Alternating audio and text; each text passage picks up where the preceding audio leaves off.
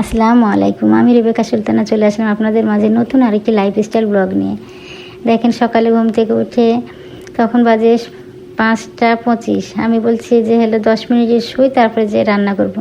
শুয়েছি আর এদিকে 6:45 বেজে গেছে। তাহলে বলেন কখন রান্না করবো আর কখন অফিসে খাবার নিয়ে যাবে, খেয়ে যাবে কখন।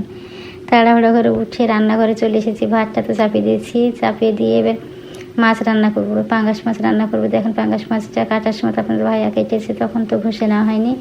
এখন আমি এই ঢোস কাটাতে ঘষে নিচ্ছি। দেখেন এটাতে এত ভালো হয়, একদম ঘষে ঘষে সুন্দর উপরে পিছলা করে ফেলে দেবো।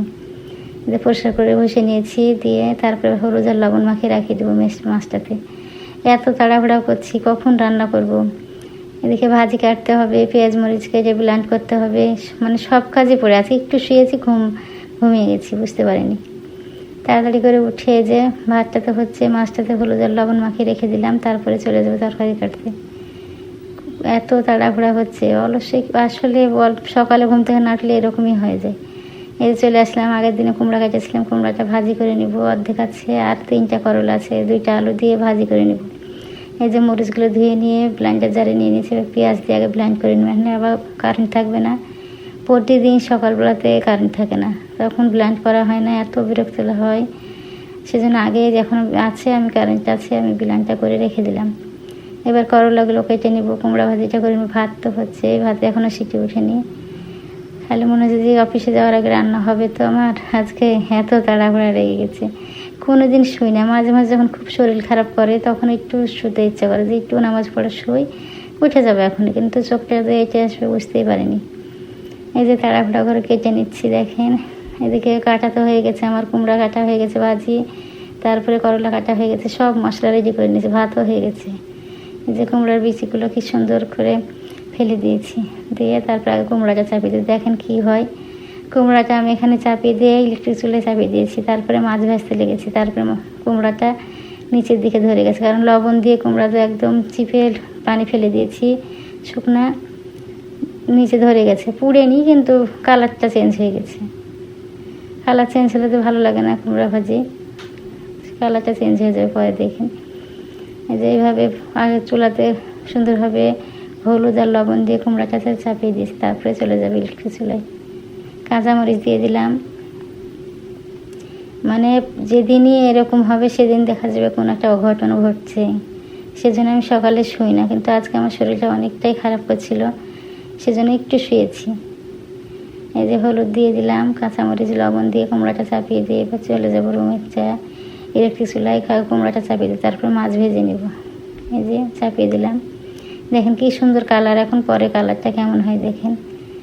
মানে নিজের জন্য এই অবস্থা, না আসলেই হতো আমার। তাড়াহুড়া করছি, এদিকে আপনাদের ভাই ঘুমিয়ে আছি, উঠলেই তো গোসল করে বলবে যে খাবার দাও।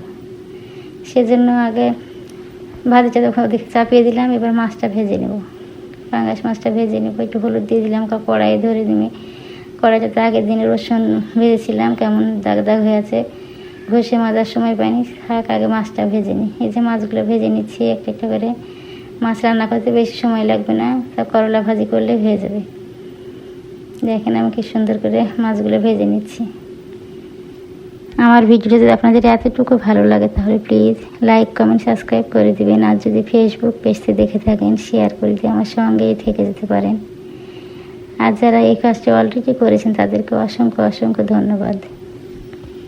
এই যে মশলা কষিয়ে এবার আমি মাছটা রান্না করে নেব। আগে তো আদা রসুন দিয়ে তারপরে দিয়ে একটু কষিয়ে নিয়েছি, তারপরে এই যে পেঁয়াজ কাঁচামরিচ ব্লেন্ড করেছিলাম সেগুলো দিয়ে দিলাম। এবার শুকনো মশলাগুলো দিয়ে মশলাটাকে সুন্দর করে কষিয়ে নেব। জিরার গুঁড়ো, ধনিয়ার গুঁড়া, মরিচের গুঁড়া, হলুদের গুঁড়া সবই দেবো, দিয়ে তারপরে মশলাটা কষিয়ে মাছটা রান্না করে নেব। আমি বারে বারে যে মশলা কষিয়ে একবার করে দেখে যাচ্ছি ঘুম থেকে উঠে গেছে নাকি আপনাদের ভাই, যে উঠলেই তো বলবে যে খাবার দাও। ঘড়ি দেখা হচ্ছে না, ঘড়ি তো দেখে মোবাইলে ভিডিও করছি, কীভাবে ঘড়ি দেখবো। তারপরে না ভিডিও করলেও তো হবে না, ভিডিও তো দিতেই হবে আমাকে। এই যে দেখেন কি সুন্দর করে মশলাটা কষানো হয়ে যাচ্ছে। আমি আর শোবো না, যতই শরীর খারাপ করুক, আগে রান্না শুরু করে দেবো। আজকে মনে হচ্ছে যে আমার মানে জানের পর দেখি ঝড় বয়ে যাচ্ছে, এত তাড়াহুড়া করছে। এদিকে তো অফিসের বাটিগুলো ধুয়ে নিচ্ছি, ধুয়ে নেওয়ার যে সিনকে রেখেছি কতগুলো দেখেন। তারপরে মাছটা চাপিয়ে দিয়ে ওগুলো আগে ধুয়ে নিব। এই যে মাছটা এখন দিয়ে দেব, দিয়ে তারপরে অল্প একটু পানি দিয়ে কষা কষা করলে হয়, কিন্তু এই যে আমার ছেলে কিছুই খাবে না, শুধু ঝোল, যে জন্য ওর জন্য একটু ঝোল করতে হয়, পাতলা ঝোল, তখন ওই ঝোলটা দিয়েই ভাত খাবে। এবার কষিয়ে পরিমাণ মতো পানি দিয়ে দিব, পানি দিয়ে তারপরে বাটিগুলো মেজে নেব, অফিসের বাটিগুলো মেজে তারপরে অন্যান্য কাজ করব। এদিকে ভাজিটা নাড়তে দেখেন ভুলে গেছি, আমার একদম খেয়াল নাই যে কুমড়া ভাজি চাপিয়ে দিয়েছি। তারপরে এখন মনে পড়বে, মাছ নামানোর পর মনে পড়ছে যে কুমড়া ভাজি চাপিয়েছি, কুমড়া ভাজিটার অবস্থা তো সে হয়ে যাবে। এদিকে মাছটা নামিয়ে নিয়ে ওই কড়াইয়ে আমি রাত্রে কালকে কচু আর কুমড়া রান্না করেছিলাম, সেটাও গরম করে, অল্প আছে গরম করে নিয়ে খাওয়া হয়ে যাবে।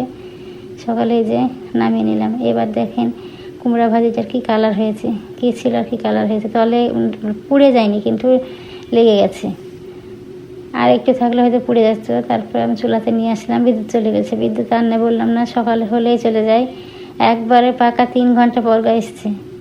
এই যে চুলাতে আমি এবার কুমড়া ভাজিটা খেতে খারাপ লাগছে না, কিন্তু যে কালারটা চেঞ্জ হলে ভালো লাগে না এই।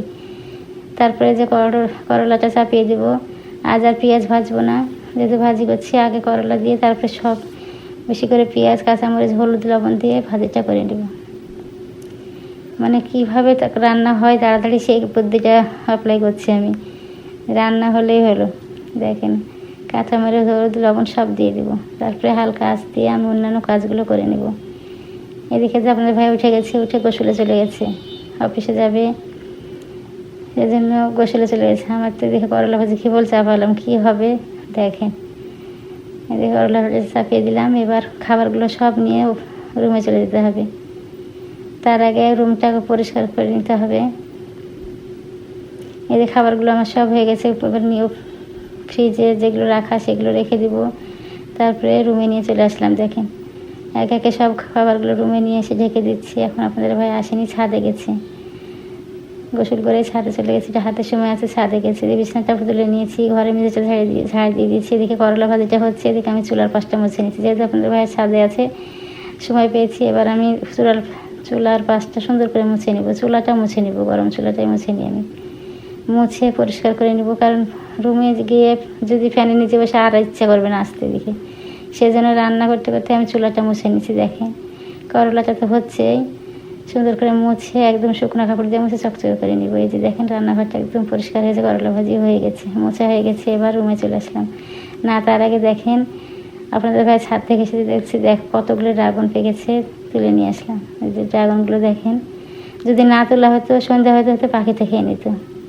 এর আগে এরকম হয়েছে যে পাইপ পেকে গেছি, খেয়াল করিনি, পাখিতে খেয়ে নিচ্ছে, সেজন্য আজকে তুলে নিয়ে চলে এসেছি। দেখেন সকালে কতগুলো ড্রাগন, মাশাআল্লাহ অনেকগুলো এনেছে।